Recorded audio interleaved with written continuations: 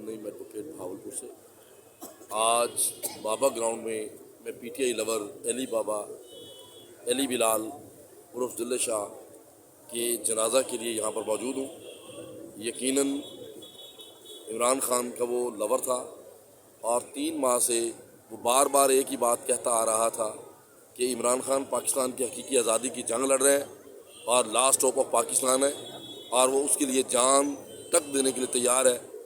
और 3 माह से अपने कायद इमरान खान की सिक्योरिटी के लिए ज़मान पार्क बाहर मौजूद था और दुश्मन ने जो कि न्यूट्रल होने का नाम नहाद केयर टेकर गवर्नमेंट जो है ना अपना दावा करती है, एक फिस्ताई हुक्मरान और फिस्ताई नुमाइंदे राना सनाउल्लाह की ख्वाहिश पर सीएम पंजाब जिसका काम फेयर इलेक्शन कराना है और वो गैर जानबदार रहते हुए उसने इलेक्शन कराना था, लेकिन उसकी जानबदारी और उसकी तरफदारी और उसका पीटीआई के ख़िलाफ़ बुग़्ज़ और वर्कर पर और पाकिस्तानी शहरियों पर जो बेईमाना तशद्दुद किया गया है, इससे ज़ाहिर होता है कि सीएम पंजाब फेयर नहीं है और वो यकीनन वो हथकंडे इख्तियार कर रहा है कि जिसकी वजह से ये इलेक्शन सबूताज होते हुए नज़र आते हैं। और लेकिन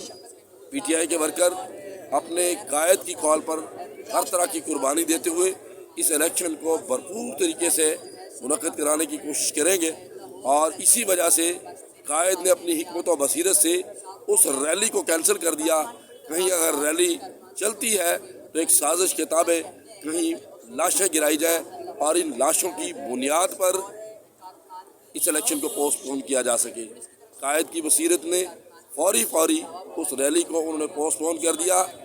जब इलेक्शन शेड्यूल का ऐलान हो जाए तो फिर पॉलिटिकल एक्टिविटी रैलीज ही हुआ करती हैं और क्या होता है, जलसे जुलूस हुआ करते हैं, ये पॉलिटिकल एक्टिविटी होती है।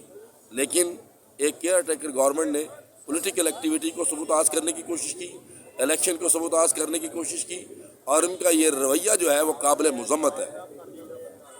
और मैं ये कहना चाहूँगा, शहीद की जो मौत है वो कौम की हयात है। बहुत शुक्रिया।